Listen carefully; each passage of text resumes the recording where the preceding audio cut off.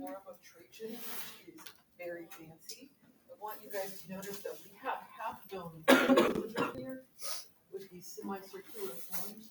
So once we get a dome going as kind of an architectural form, it's going to really become a way for Roman builders and Roman patrons to kind of show their sophistication in social status. It's going to be significant here. We've got a temple, we've got libraries, we've got the column of Trajan, so this is actually like a funerary monument. We've got this temple, and this is the forum. And the forum is always going to have this space where you have shade on the side, so people can get together and talk and be protected from the weather. And then we have an equestrian figure. So equestrian figures, or horse and rider figures, are really important in ancient Rome. They're about political authority. So this one is doesn't exist anymore, but it was known to be there. But we are going to be looking in a little while at an example of a surviving kind of emperor on horseback kind of image. And you'll probably recognize it and go, that kind of thing is very familiar to me. I see heroes on horseback in American cities. In Washington, D.C., we have George Washington on horseback. And so that kind of symbolism is going all the way back to these Roman horse and rider figures. Okay, so what we're looking at here is a barrel vault with cross vaults up at the top. So if you look inside it, if we look inside it, we can see that this is the main part of the hall. But up here we have the cross vaults, and the cross vaults are going to lead to this open space where light can enter into the building. And that's possible because they're using concrete and because they're doing this cross vaulting, which allows so much more light than any other kind of building had done before. And look at how open the space is. The last time we were looking at really big buildings, like the Parthenon, or before that when we were looking at the hypostyle temple in ancient Egypt, we're looking at buildings that have columns inside them and heavy walls to support everything.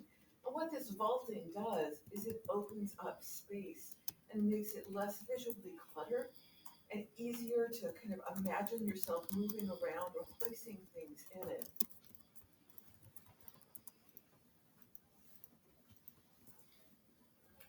All right, so now we are getting to the Pantheon. And the Pantheon is kind of this amazing building. It has this beautiful obelisk from ancient Egypt in front of it. And I want you guys to completely forget about that obelisk.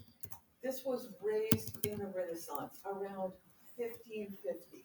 It has nothing to do with ancient Rome. But a lot of people see this on a test and they tell me about the fountain in front with the obelisk. I don't want to hear about the obelisk. It's out of context, this class. So focus on this.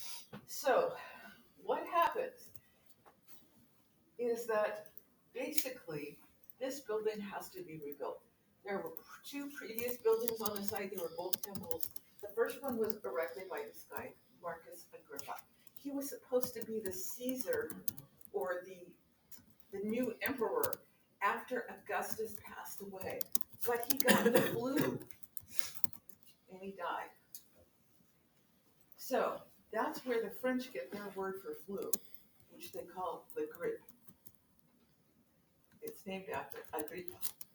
All right, so I want you to notice we have the classic temple front right here with the pediment. It's a little higher than the Greek style temples. And originally, see these beautiful columns here? These columns, unlike most of the Greek columns, are made of single stones. So they are what we call monumental columns because they are just giant and they're made of a single stone. Now, originally, these columns were supposed to be to about right here, across the front. And the temple top, the pediment, was supposed to be higher. They it just had a little problem. Oh yeah, they couldn't ship them. What was that? They couldn't ship them properly if I remember right. They can't get them down from the quarry. Quarries in the mountains of Egypt. And they had switchback roads. And the number of mules that they had to have pulling the wagons, the multiple wagons underneath one of these columns, that when you put all that together, it was too long to make the switchback and not lose the columns. And so several columns went over the edge, taking men and mules with them. And so finally they realized there's no way to get such giant columns out, and so we're gonna have to shorten the columns. And so these are the columns that they could get out right here. Okay, so Marcus Agrippa made or helped pay for the original temple that's long gone. And then another one is built, and it lasts a while, and then it burns down as well. So when this one gets made, we are kind of at a high point in the imperial era of ancient Rome. And the emperor at the time, Hadrian, is choosing to rebuild this temple in a grander and more elaborate way. And so the question is it a temple that works like temples always have before, or is it going to do something else? And so what we're really seeing with this temple is we're seeing the transformation into a temple that lots of people can go inside of. So remember, before this, the temples or the homes of the gods, only the priests really get to be inside them. And in Roman temples, people could be in the porch.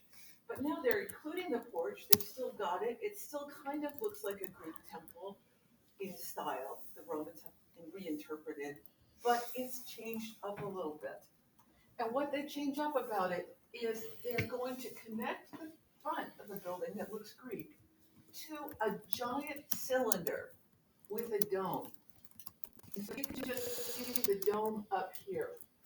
And this is a transition between the two. This was supposed to be kind of giving more of the effect of the whole pediment being up there, and this shape was hidden. It just creates kind of like a hallway space between the two parts of the building. And they've had to reinterpret it because of the whole problem with the columns.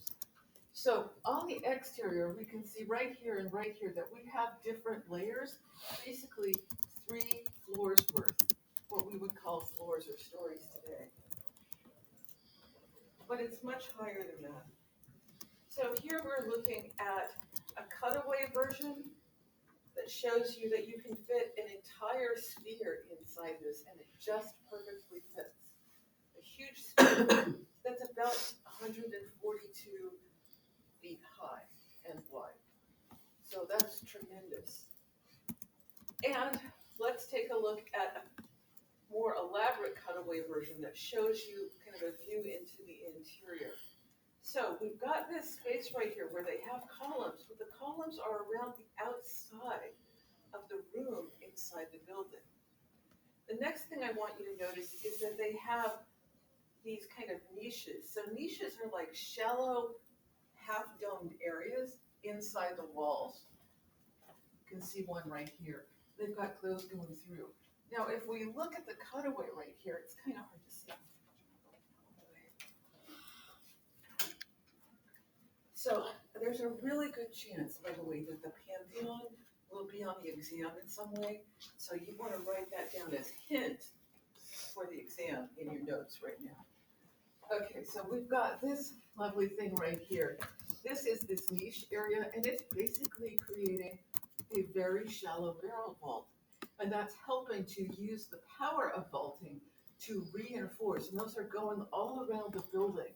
There's also arches built into the walls up here, right into the concrete. Now they did something pretty interesting with their concrete. So they were not only the inventors of concrete, but they're really masters of the technology of concrete. They created concrete that would set underwater so that they could build docking facilities. And that was an amazing technology. So they've come up with different recipes for the building that use different materials, different recipes in different parts. So this part down here has to take the greatest weight and downward force of this whole building. So this is a very sturdy kind of concrete. This one is less dense, a little less sturdy because it still has to be sturdy, it still has to hold this whole thing up. But they're making sure that it's not adding so much weight that they're gonna crush the bottom of this drum or cylinder that's holding up the dome. And then finally, when they get up here to this area, they make this concrete level really lightweight. They add basically crushed volcanic ash into it, and that's gonna make it so lightweight that again, that pressure from the dome isn't going to squish anything, and it's not going to collapse. Now, the next thing I want you to notice is it has an opening up at the top, and that opening is called oculus, which is Latin for eye. So we've got a single eye in the building, and this is a place where the god, probably Jupiter, could look down from the heavens into the building, but also that people can look out and see the sky above them and around them, the heavenly realm up there. So it has this kind of symbolic quality and kind of a functional quality in terms of the religious connotations of this temple. But there are a couple of other things to think about. This building was actually dedicated not just to Jupiter, but to all of the gods of the Roman pantheon. That's why it's called pantheon. It means all gods. And that might help you remember it when you're trying to separate this one out from the Parthenon. So the Parthenon comes from a Greek word, parthenos, which means that it's kind of like born without a mother.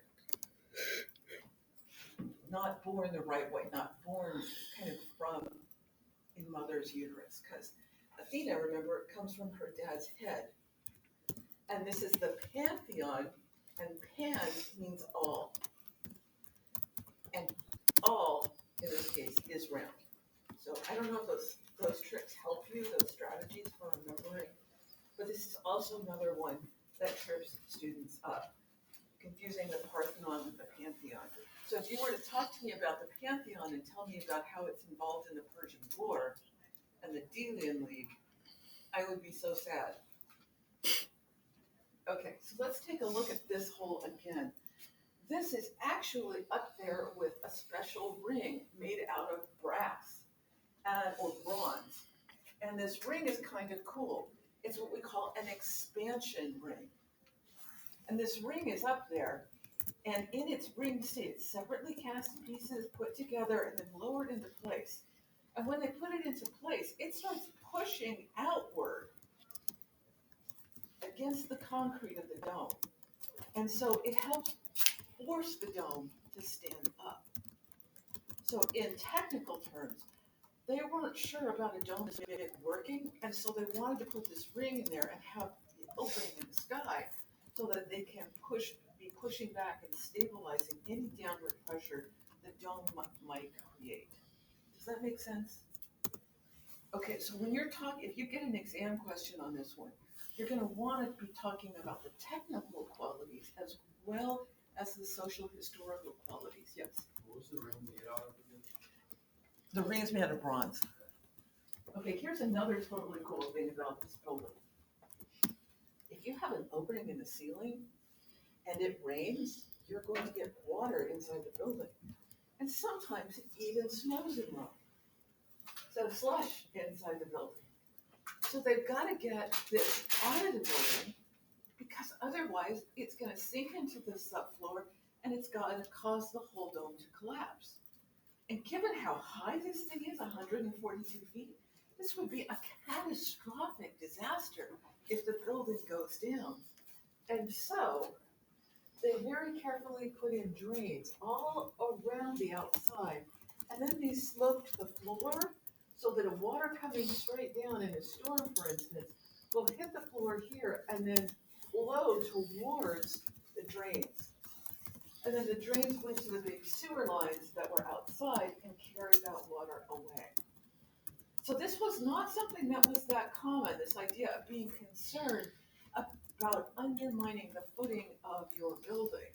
But this is Roman engineering, and they're taking that into account.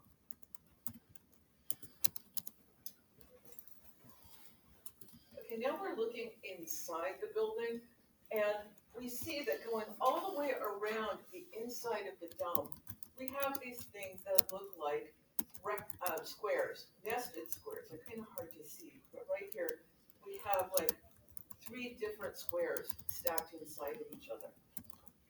These are called coffers. And so for a long time, it's assumed that these coffers, which are indented, were meant to lighten the weight of the dome, so it's easier to build a stable dome. But it turns out that's not the case. They're actually making reinforcing rings. And so here's a ring, here's a ring, here's a ring, and here's a ring, going all the way around. So they have more engineering. Then I want you to notice that they have this elaborate decoration on the inside with this kind of decorative stonework. And we can see that down here as well. Now you're going to see that there are some sculptures inside. That's because this was turned into a church after the fall of the Roman Empire. So Christianity had become an acceptable part of the Roman Empire, and then it became the religion of the Roman Empire. And so at that point, this was turned from being a pantheon to all the Romans' gods to being a Christian church. And it is still a Christian church, and these sculptures are from the Renaissance for the most part. So don't worry about the sculptures and describing them. What I do want you to look at is the floor, and you can see that we have some squares with lighter colored squares inside them. And those alternate with circles. It's really hard to see in this particular view, but you've got a circle, square, circle, circle, square. So it's alternating back and forth, kind of like a checkerboard. And notice that that's playing with the kind of repetition of design elements or forms with a circle and these nested coffers. The next thing I want you to note is look up here. When the light is shining in the building during daylight hours, the light moves around as the sun moves through the sky. And so it makes a circle on the dome and then down onto the floor. Okay, now we are looking at a very different kind of architecture. This is an insula. And I think I've already talked to you briefly about insulas, but I wanted to bring this in. So insulas are apartment buildings. And they mean islands because they're like islands on a street. So like this is the water, and then this is this land mass jutting out of it. But the land mass is actually apartments. So most people got to live like that.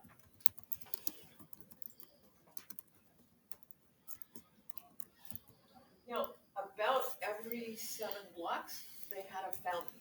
And that fountain would be connected to an aqueduct with piping. And so it would make sure that you never had to walk more than like 3.5 or 4 blocks to get to a water supply. This is the public water supply. So you still had to carry your water yourself.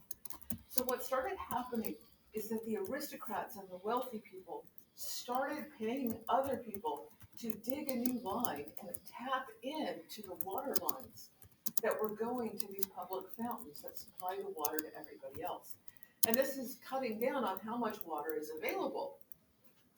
Eventually, the government in Rome basically says, okay, if you want to tap into it, you have to pay us. So it becomes legal instead of illegal. And they're able to use the money to expand water supplies. And do you guys remember what kind of pipes they have that are carrying the water? Lead. Lead pipes. Okay. So here we're looking at an example of a space with painting. And so this is kind of a lower status space. And so we have these frescoes in it, but they are not elaborate. And so one thing I want you to think about is that we've got spaces that are for the wealthy and the elite that get very elaborately decorated. And we have spaces that are somewhat less elaborately decorated. Still expensive, still pricey, but there are gradations.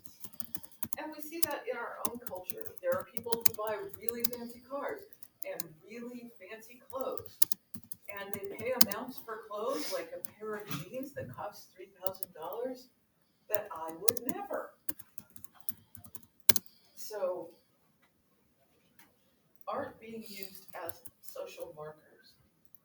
Wrong direction, sorry about that. Okay, so now we are looking at, this is for the column of Antoninus Pius. And I want you to notice that we have a lovely male figure here. He is adorned with a fig leaf. I don't believe that fig leaf was carved into time. That was added during the Christian era when it kind of felt like, let's make these guys decent according to modern standards. And here we see this figure holding on to the column itself. And then we see the emperor and his wife here around it. It's a very high relief in parts, so high that we can see the freestanding leg, the freestanding horse's leg right there. Excuse me? Can you say what was added again? I didn't. Added? You Oh, said, the fig leaf on the okay. flying nude figure.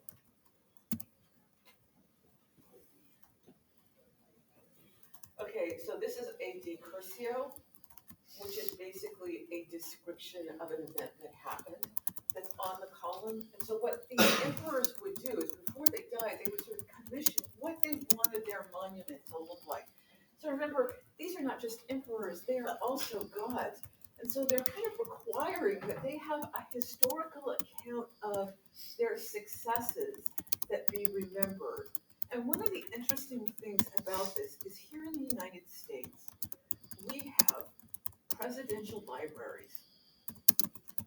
The first presidential library that was for the entire United States was by FDR, who basically created a deed and handed over his family property so that a museum and an archive of all the work that was done during his lifetime as a public servant and finally as president would be kept and remembered. And every president since him has worked on their presidential library. And these presidential libraries are essentially the modern day equivalent of being able to put up your big public monument. And just like these monuments, this one has nothing negative to say about Israel. Any disasters that he oversaw or problems are ignored. It's only his successes that are on there. And the same is true of the museums in these presidential libraries.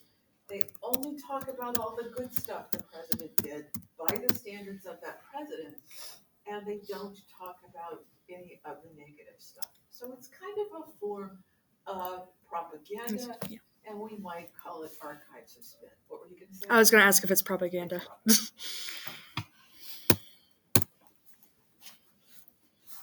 Okay, so here we go. Here's our equestrian statue. So this is the horse and rider statue of Marcus Aurelius. And Marcus Aurelius was this emperor who goes to war. And one of the things I want you to notice about him that's a little different from other representations of emperors that we've seen is beards have become fashionable. So he is bearded. And he's riding a horse. The whole thing is cast in bronze using the lost wax casting method, so just like the Greeks. And the thing to think about here is, wow, they are really showing off. So this thing is really big. It is 11 feet 6 inches from top to bottom. And the whole horse is resting on 2 feet, and the third foot is just barely down on toe tip, holding up the statue with this leg up in the air. They've done a great naturalistic representation of this horse. They're kind of showing off how skilled they are at bronze casting, that they can make the emperor look amazing on this horse. So what is the gesture the emperor is making? Beard next gesture. It's the origatory gesture. I speak, you listen. He is in his military kind of garments. He's addressing the troops. Now, when we look at the horse, we've got some interesting stuff going on here. An elaborate bridle on the horse, and one of the ears of the horse is forward, paying attention to what's happening in front of them. So that would be this kind of large gathering of military forces. The other ear is just back to listen to the emperor and just keeping track of everything. This is, I have to say, not a situation any horse really likes to find itself in. They are prey animals. They would like to run. So the horse is very calm and controlled in those circumstances. We can see he's a big muscular horse. We can see the details of its muscles and the wrinkles of its skin right here and right here. And we can see the elaborate draping of the toga over the emperor. Now, interestingly, this sculpture survived, unlike the other kind of equestrian statues, because he was misremembered after the fall of Rome. As time went on, people forgot which emperor he was. And because they forgot which emperor he was, that means that he could be any emperor. And so the emperor that people began to think that he was the Emperor Constantine, so the last Italian emperor of the Roman Empire. And he, interestingly enough, became Christian. And so people thought this one was saved and not melted down because it was Constantine. The others were pagan emperors, but he wasn't, and so it was preserved. Now, because it was preserved, we have a few writings about it from the Middle Ages. And in the Middle Ages, they described that down here by the horse's lifted foot was the figure of a cowering man. That sounds very Roman to me. Because these emperors loved to show the battle scenes and then the victory of the battle scene. And so it's quite likely that there was a figure right here, not under the horse's hoof all the way, because this is freestanding, but right here next to it, to show that this guy was basically the leader who was subjugated right here, and his troops. This particular sculpture has gone on, because it survived, to influence the production of all the other equestrian statues that have been made, including something we're going to see later on in this class from the Middle Ages. And that is going to be a wee tiny little sculpture of probably the medieval Emperor Constantine, because they lost the ability to make concrete and then lost the ability to bronze cast huge figures. All right, so one of the things that happens is the Romans take over from Greek control of Egypt, and they bring in portrait painting here. And in Egypt, they develop a really interesting form of portrait painting. So these are called Fayum portraits, F-A-I-Y-U-M, and they are basically on the coffins that contain mummies. So people are still being mummified in the Egyptian tradition. Then they're having this Roman tradition of a portrait put over the top. And these portraits were painted in wax paint. This is called encaustic, E-N-C-A-U-S-T-I-C. Encaustic is one of the hardest mediums to paint in because you have to liquefy the wax and then very quickly spread it on before it cools down. This is very hard to work with. And we have a high degree of naturalism.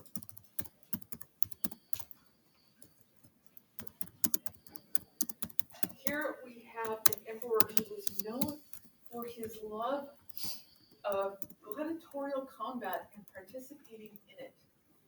He's shown as Hercules with the skin of Hercules' Nemean lion over his head. He is in the Hellenistic style, except he's made long after that. So this is Imperial Roman style. Here is another example of an imperial family. This is Septimus Severus and his family. And look, his brother has gone to the bad by the family standards. And they scraped away his face. Oh. Here we've got Caracalla. He was known to be a very aggressive and rather dangerous emperor. Notice the beard and check out those curly sideburns. All right, one of the things he does is he does the baths of Caracalla. And so one of the things that emperors have to constantly worry about is keeping people happy in the city of Rome itself, which is now one of the two largest cities in the world. And because he has to worry about that, he's going to take that kind of bread and circus idea that we saw with Vespasian, and he's going to add it here. He can't give people a new Colosseum, they don't need one. But he can give them huge, glorious public baths that are on a new scale, made of concrete, heavily covered with marble, and extremely elaborate.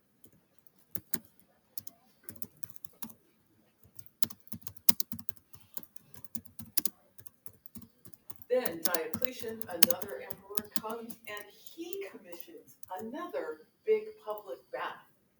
And here you can see the cross vaults with the concrete. You can see the stone. You can see the elaborate decorative stone that's been installed. A lot of the paintings in here are more modern paintings. And in one of these baths was where the seated Heracles, or the seated boxer, was found. So then something starts to happen in the sculpture. We look at this guy. This is Trajan Decius. He's another emperor. Look at his face. Does he look like he's in this Hellenistic style? What style does he look like to you? Hyper-realistic. What's that called in ancient? Verism. Veristic. Does he look happy? No. No, he's not happy. Yeah, so we're starting to see the style starting to change. So we're moving to something that is called the late democratic imperial style. Democratic implies that it's about ordinary people. Now, it's not democratic in the sense of, oh, now they have lots of emperors all working together like a senate, maybe. It's more that the style that they start to use is used by ordinary people for sculptures that they commission.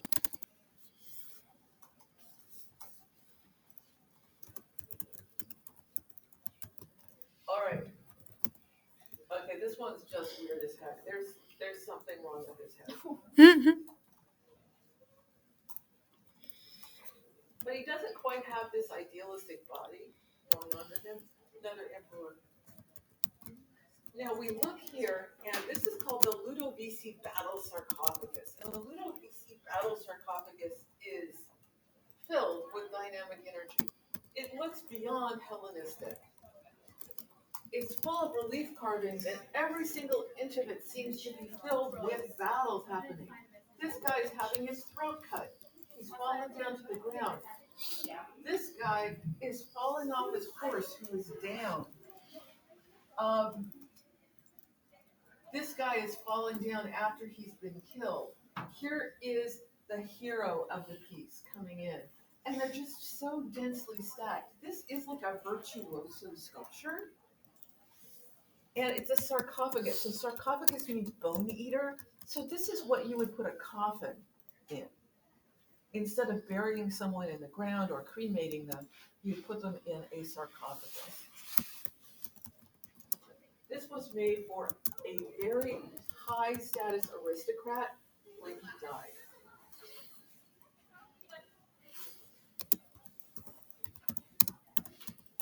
And this is what I mean about they love to show their victories and killing their enemies.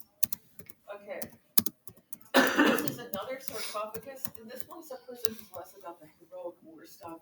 And It's called the sarcophagus of a philosopher, and here we see this man reading and unfurling a document. These people have documents, and we have all of these others in a more traditional kind of Greek classical style. But some things are a little bit different. There's something off about the proportions, something off about the details of the musculature on the arms and the faces. That means that they're no longer required to put that much energy into that degree of naturalism. So the focus on naturalism is beginning to slide.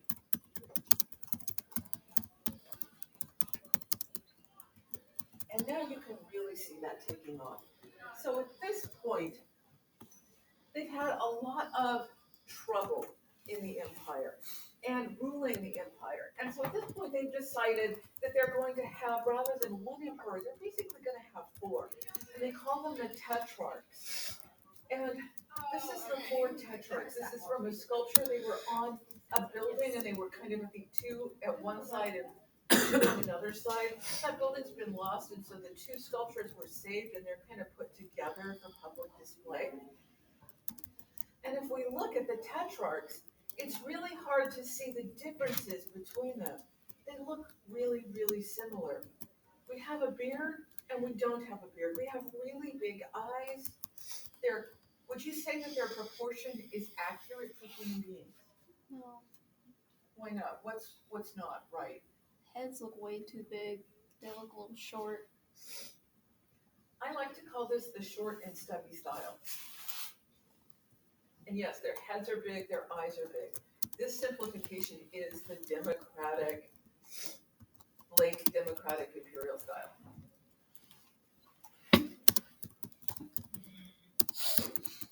And they're made out of this stone that is enduring, just like in ancient Egypt.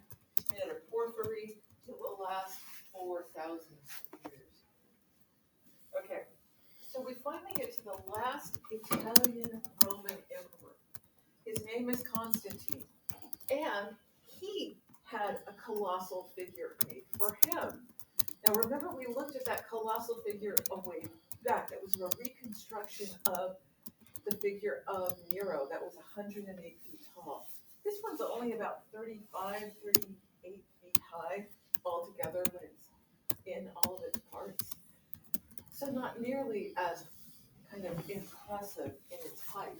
But when we look at the details of Constantine's face, we can see that we see a touch of that late democratic imperial style with simplification.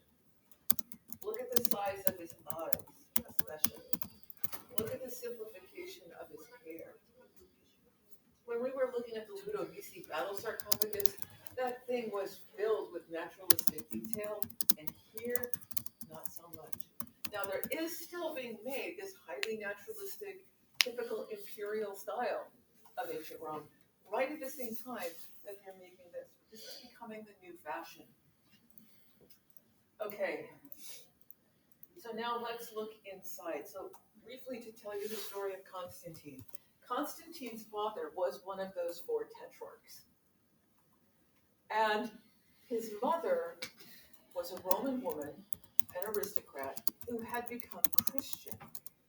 His father was a devout follower of all the gods of ancient Rome. So he's kind of between his parents. When he gets a chance to be one of two consuls, they decided, well, having four tetrarchs didn't work so well, and we ended up with civil wars. So let's go and have just two of them again. So there's some political unrest about this, and Constantine is like only a late teenager compared to the other consuls. So he's considered the weaker one. And they start fighting it out with their military forces. And finally, there's this bridge that Constantine needs to cross in order to take control of the city. But the other consul's forces are greater than his, and it looks like he's going to lose. This bridge is called the Milvian Bridge. And so there's going to be the Battle of the Milvian Bridge. And so Constantine has a vision that if they write this on their shields, every person in his military forces that they will win the battle. And that is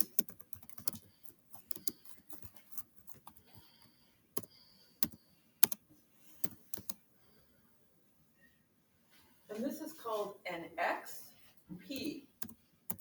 And those are the first two letters in Greek of Christ's name. It's called the Chi-Rho. So he has this vision that if everybody paints, all the soldiers paint the Chi-Rho on their shields, they will win the battle. So they all paint the Chi-Rho on their shields, and you know they're going to win the battle. So they are successful. And this is the opening for Christianity to become an accepted faith. So first we get this edict that he puts out where he says, we're going to not persecute anybody for practicing Christianity. Christianity is now a fully acceptable religion to practice in the Roman Empire. The next thing he does is when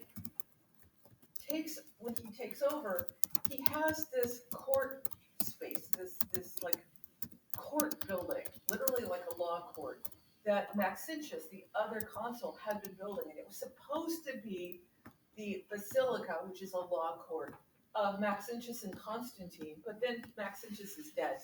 So now it becomes the Basilica of Constantine. And Constantine does something funny with it. He changes it because he didn't really get much input into its design. And he wants to put his signature on it. So he basically has them move the entrance from this end to this side. Or from this side, actually, to this side. Sorry about that. He also makes sure that it has this big open space with the cross vaulting, like we saw when we were looking at the Forum of Trajan, the Markets of Trajan.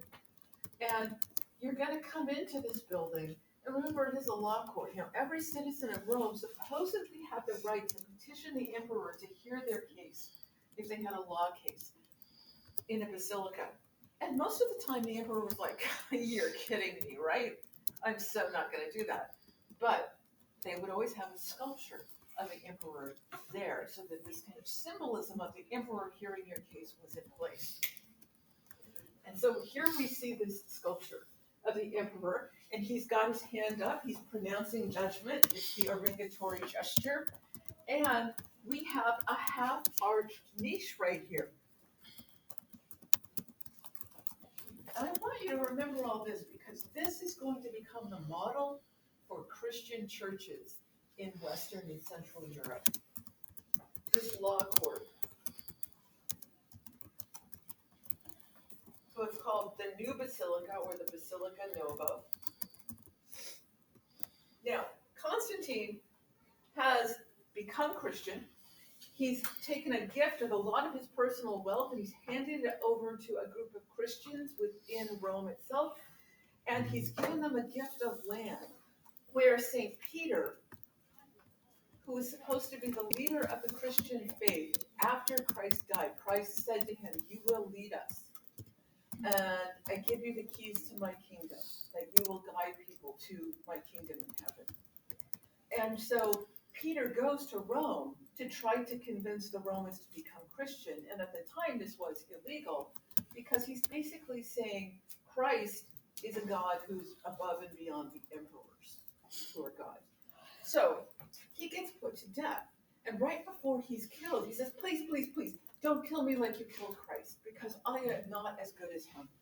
So please kill me some other way." And they say, "Sure, we'll crucify you upside down." Oof. Probably faster that way. Anyway, the land that he gave this Christian group was where Peter had been buried. And so this is where they build a new church. And they build it in this style of a basilica to honor Constantine. And they build it right over his tomb, Peter's tomb. So not only is Constantine diversifying the religious faith in the Roman Empire, he's doing something else. He says, you know how Augustus said this was the city of marble? Yeah, it's old and kind of awful, and it's not really close to the trade routes with China and India. So we're gonna move the capital out of Italy, and we're gonna put it in Turkey, in Constantinople. And the city's gonna be called Constantinople after Constantine.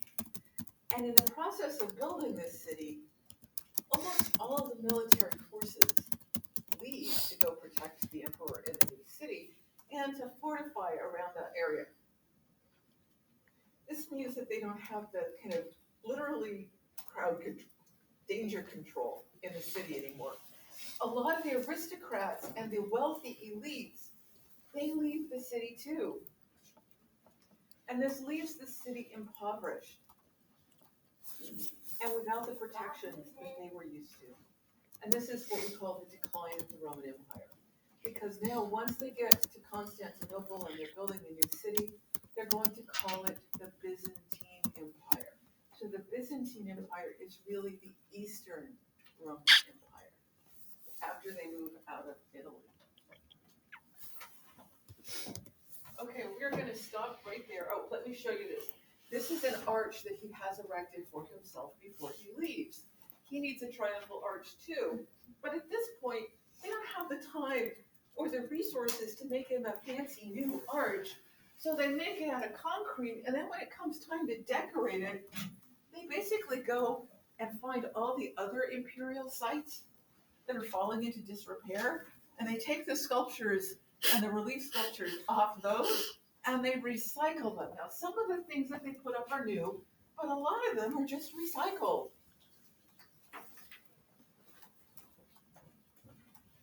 And the one thing that we definitely know is new and unique was this relief sculpture of Constantine. Now, unfortunately, he is seated right here, and his head has been lost. But what style is this in? Late democratic.